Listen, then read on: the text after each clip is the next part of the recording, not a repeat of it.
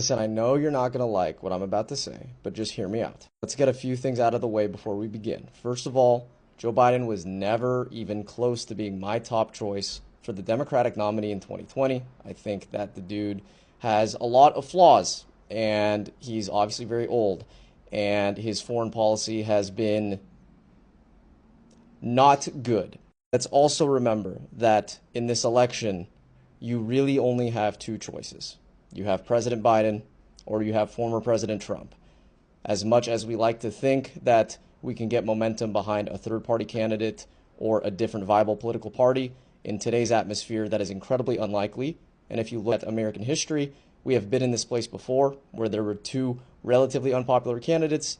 One of them still will win because the establishment parties dominate our political system. That's just how this works. So you need to live by that assumption. It's one or the other. It's Biden or Trump. Now that we've gotten those assumptions out of the way, who do we think is healthier for the democratic system? Who do we think will enact policies that help the average working American relative to, for example, the ruling elite and the rich? When you look at what these presidents have done legislatively over each of their terms, Donald Trump focused on tax cuts for the rich. Biden did infrastructure. He capped insulin costs. He capped medication costs for seniors. He is canceling student debt. He codified queer marriage.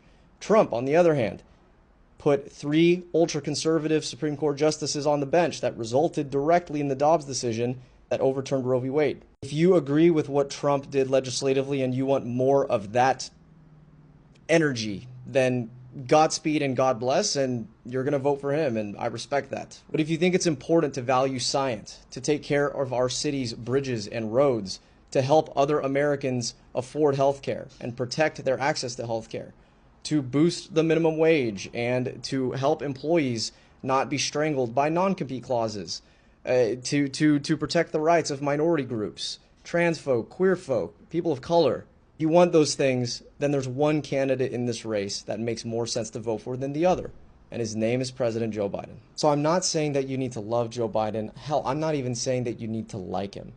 What I'm asking you to think about are the things in law and legislation that Biden supports, and compare that to what Trump supports. And then ask yourself, who is going to deliver more things that help the average American and pave the way for a brighter future for all of us? If the answer to that in your mind is Trump, then I think you need to take a hard look at the facts again until you get it.